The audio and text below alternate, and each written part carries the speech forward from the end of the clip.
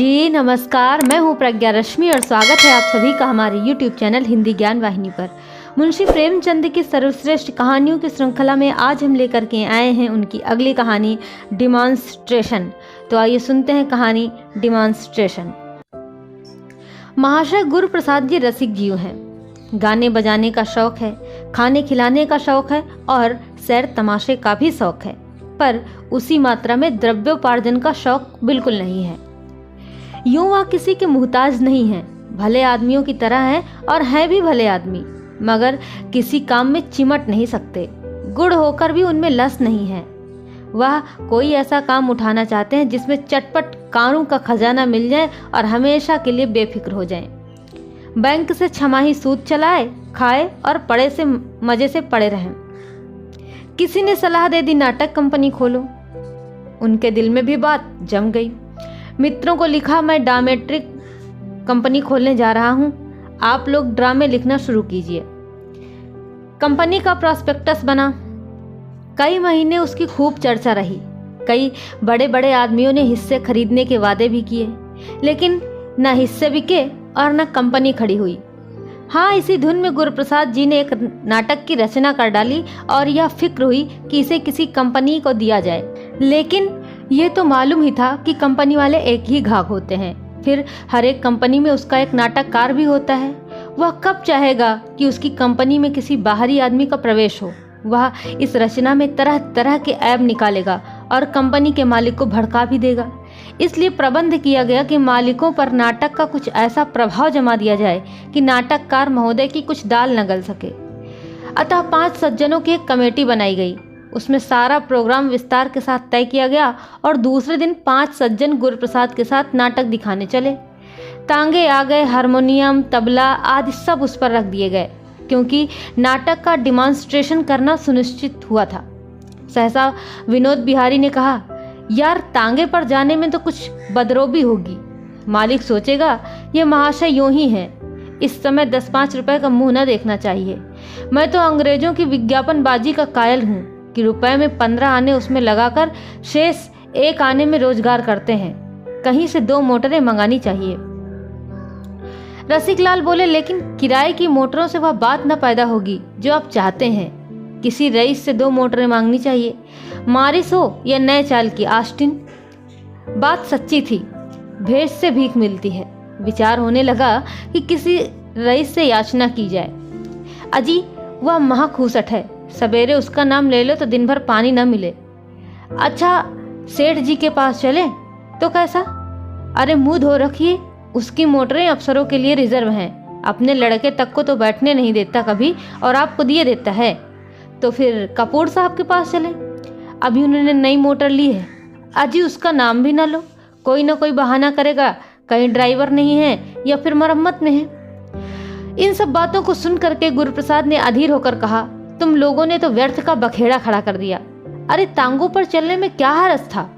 विनोद बिहारी ने कहा, आप तो घास खा गए हैं। नाटक लिख लेना दूसरी बात है और मुआमले को पटाना दूसरी बात है। रुपए पृष्ठ सुना देगा, अपना सा मुंह लेकर रह जाओगे। अमरनाथ ने कहा, मैं तो समझता हूँ मोटर के लिए किसी राजा रईस की खुशामद करना बेकार है। तारीफ तो तब है जबकि पांव पांव चले और वहां ऐसा ऐसा रंग जमाए कि मोटर से भी ज्यादा शान रहे।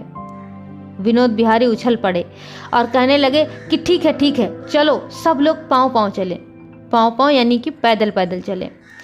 वहां पहुंचकर किस तरह बातें शुरू होंगी, किस तरह तारीफों के पुल बांधे जाएंगे, किस तरह ड्रामेटिस्ट साहब को खुश किया जाएगा, इस पर बहस होती जाती थी। हम लोग कंपनी के कैंप में कोई 2 बजे पहुंचे। वहां मालिक साहब, उनके एक्टर, नाटककार सब पहले से ही हमारा इंतजार कर रहे थे। पान, इलायची, सिगरेट आदि सब मंगा लिए थे। ऊपर जाते ही रसिकलाल ने मालिक से कहा, क्षमा कीजिएगा, हमें आने में थोड़ी देर हुई। हम मोटर से नहीं, पांव पांव आए हैं। आज यह सलाह हुई कि प्रकृति की छटा का आनंद उठाते चलें। गुरुप्रसाद जी तो प्रकृति के उपासक हैं। इनका बस होता तो आज चिमटा लिए या तो कहीं भीख मांगते होते या किसी पहाड़ी गांव में वट वृक्ष के नीचे बैठे पक्षियों का चहचहाना सुनते होते।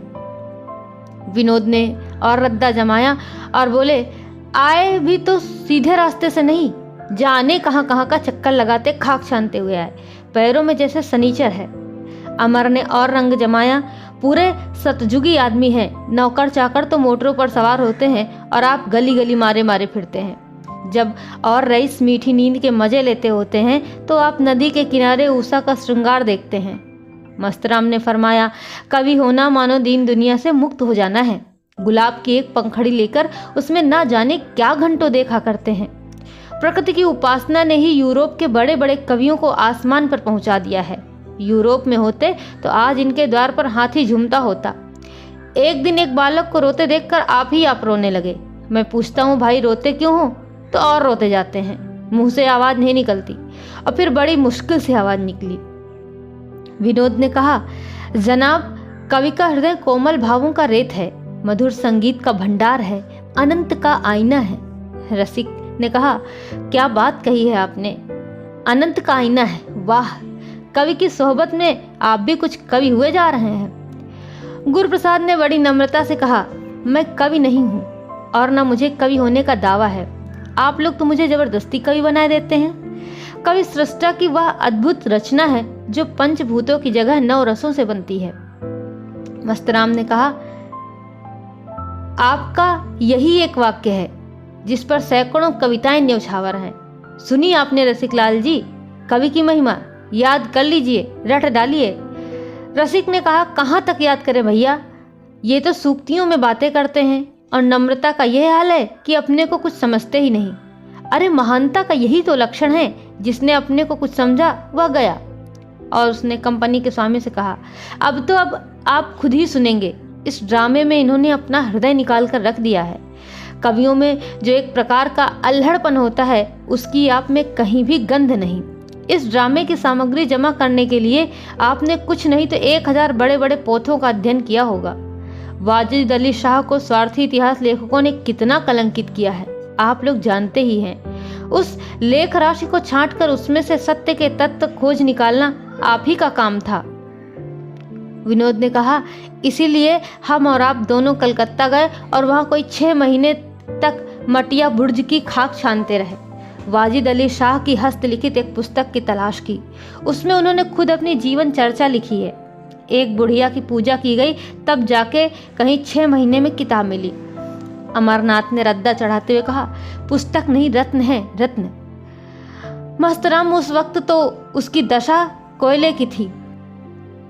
गुरुप्रसाद जी ने उस पर मुहर लगाकर अशरफी बना दिया। ड्रामा ऐसा चाहिए कि जो सुने दिल हाथों से थाम ले, एक एक वाक्य दिल में चुभ जाए।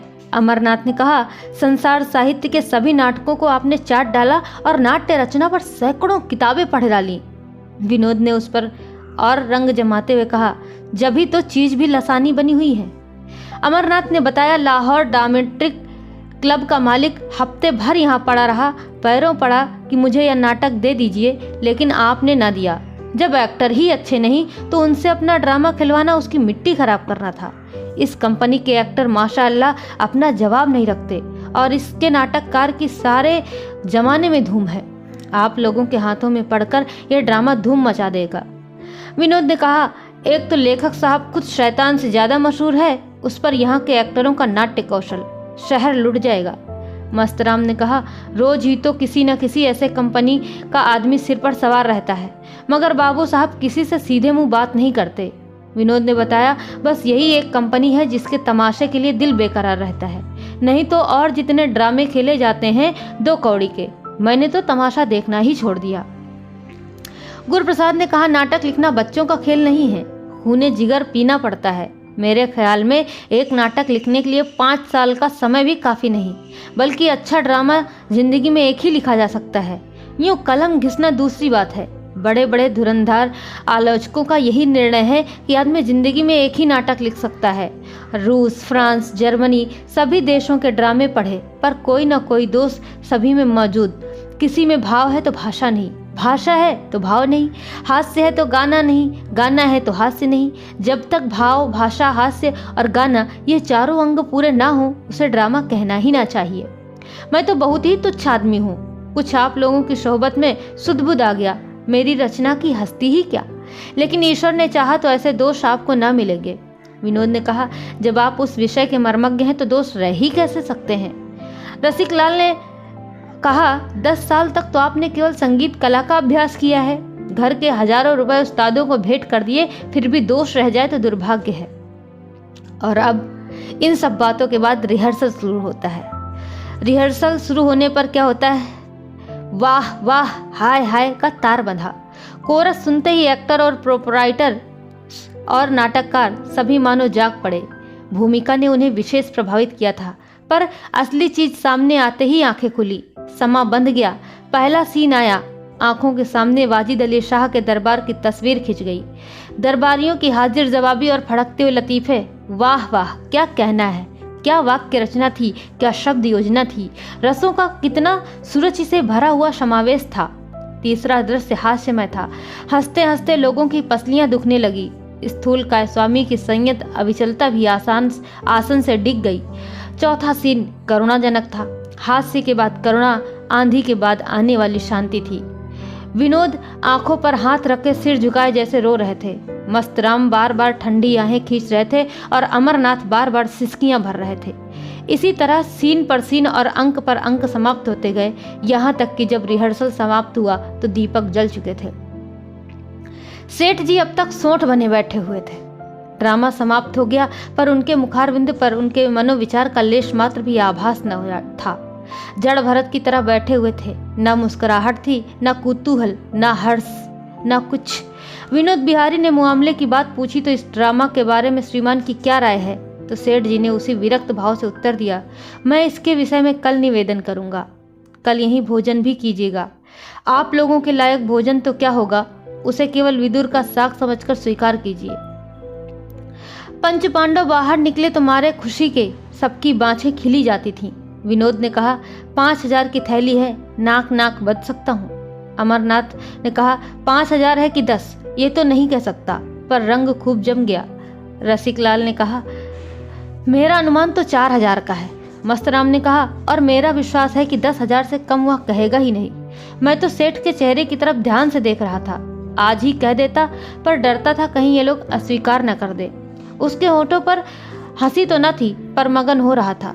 गुरुप्रसाद ने कहा, मैंने पढ़ा भी तो जी तोड़कर। विनोद ने कहा, ऐसा जान पड़ता था तुम्हारी वाणी पर सरस्वती बैठ गई हैं। सभी की आंखें खुल गईं। रसिक ने कहा, मुझे तो उसकी चुप्पी से जरा संदेह होता है। तभी अमरनाथ ने कहा, आपके संदेह का क्या कहना, आपको तो ईश्वर पर भी संदेह है। मस्तराम ने कहा, ड्रामेटिस्ट भी बहुत खुश हो रहा था। 10-12 हजार का वारा न्यारा है भाई, आज इस खुशी में एक दावत तो होनी ही चाहिए। गुरुप्रसाद ने कहा, अरे भाई कुछ तो बोहनी बट्टा तो हो जाए। मस्तराम ने कहा, जी नहीं, तब तो जलसा होगा, आज तो दावत ही होगी बस। विनोद ने कहा, भाग्य के बली हो तुम गुरुप्रसाद। रसिक लाल ने कहा, मेरी राय तो ये है, जरा उस ड्रामेटिस्ट को गांठ लिया जाए, उसका मौन मुझे भयभीत कर रहा है। मस्तराम ने कहा, आप तो वाही हुए हैं, वह नाक रगड़ कर रह जाए तब भी यह सौदा होकर रहेगा। सेठ जी अब बचकर नहीं निकल सकते। विनोद ने कहा, हम लोगों की भूमिका भी तो जोरदार थी। अमर ने कहा, उसी ने तो रंग जमा दिया, अब कोई छोटी रकम कहने का उसे साहस न होगा। अब यहाँ पर क्या अभिनय होता है वो देखते हैं। रात को गुरुप्रसाद के घर मित्रों की दावत हुई। दूसरे दिन कोई 6 बजे 5 आदमी सेठ जी के पास जा पहुंचे। संध्या का समय हवाखोरी का है। आज मोटर पर ना आने के लिए बना बनाया बहाना था। सेठ जी आज बेहद खुश नजर आते थे। कल की वह मुहर्रमी सूरत अंतर्धान हो गई थी। बात बात पर चहकते थे, हंसते थे जैसे लखनऊ का कोई रईस हो। दावत का सामान तैयार था। मेजों पर भोजन चुना जाने लगा। अंगूर, संतरे, केले, सूखे मेवे, कई किस्म की मिठाइयाँ, कई तरह के मुरब्बे, शराब आदि सजा दिए गए और यारों ने खूब मजे से दावत खाई। सेठ जी मेहमान नवाजी के पुतले बने हुए हर एक मेहमान के पास आकर पूछते, कुछ और मंगवाऊं, कुछ तो और ले लीजिए, आप लोगों के लायक भोजन यहाँ कहाँ बन सकता है। भोजन के उपरांत लोग बैठे तो मुआमले की बातचीत होने लगी। गुरुप्रसाद का हृदय आशा और भय से कांपने लगा। सेठ जी ने कहा, हुजूर ने बहुत ही सुंदर नाटक लिखा है, क्या बात है। ड्रामेटिस्ट ने कहा, यहाँ जनता अच्छे ड्रामों की कद्र नहीं करती, नहीं तो यह ड्रामा लाजवाब होता। सेठ जी ने कहा, जनता कद्र नहीं करती ना करे, हमें जनता की बिल्कुल परवाह नहीं है, रत्ती बराबर परवाह नहीं है। मैं इसकी तैयारी में 40,000 केवल बाबू साहब की खातिर से खर्च कर दूंगा। आपने इतनी मेहनत से एक चीज़ लिखी है तो मैं उसका प्रचार भी उतने ही हौसले से करूँगा। हमारे साहित्य के लिए क्या यह कुछ कम सौभाग्य की बात है कि आप जैसे महान पुरुष इस क्षेत्र में आ गए। यह कीर्ति हुजूर को अमर बना देगी। ड्रामेटिस्ट ने कहा, मैंने तो ऐसा ड्रामा आज तक नहीं देखा। लिखता मैं भी हूँ और लोग भी लिखते हैं, लेकिन आपकी उड़ान को कोई क्या पहुँचेगा। कहीं कहीं तो आपने शेक्सपियर को भी मात कर दिया है। सेठ जी ने कहा, तो जनाब, जो चीज़ दिल की उमंग से लिखी जाती है वह ऐसे ही अद्वितीय होती है। शेक्सपियर ने जो कुछ लिखा रुपए के लोभ से लिखा। हमारे दूसरे नाटककार भी धन के लिए ही लिखते हैं। उनमें वह बात कहाँ पैदा हो सकती है। गोसाई जी की रामायण क्यों अमर है? इसलिए कि वह भक्ति और प्रेम से प्रेरित होकर लिखी गई है। सादी की गुलस्ता और बोस्ता होमर की रचनाएं इसलिए स्थायी हैं कि उन कवियों ने दिल की उमंग से लिखा, और जो उमंग से लिखता है वह एक एक शब्द, एक एक वाक्य और एक एक उक्ति पर महीनों खर्च कर देता है। धनेच्छु को तो एक काम जल्दी से समाप्त करके दूसरा शुरू करने की फिक्र होती है। ड्रामेटिस्ट ने कहा, आप बिल्कुल सत्य कह रहे हैं। हमारे साहित्य की अवनति केवल इसलिए हो रही है कि हम सब धन के लिए या नाम के लिए लिखते हैं। सेठ जी ने कहा, सोचिए, आपने 10 साल केवल संगीत कला में खर्च कर दिए। लाखों रुपए कलावंतों और गायकों को दे डाले होंगे। कहां कहां से और कितने परिश्रम और खोज से इस नाटक की सामग्री एकत्र की। ना जाने कितने राजों महाराजाओं को सुनाया। इस परिश्रम और लगन का पुरस्कार कौन दे सकता है भला?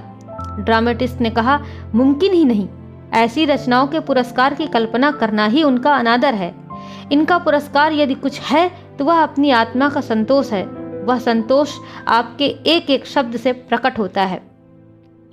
सेठ जी ने कहा, आपने बिल्कुल सत्य कहा कि ऐसी रचनाओं का पुरस्कार अपनी आत्मा का संतोष है। यश तो बहुधा ऐसी रचनाओं को मिल जाता है जो साहित्य के कलंक हैं।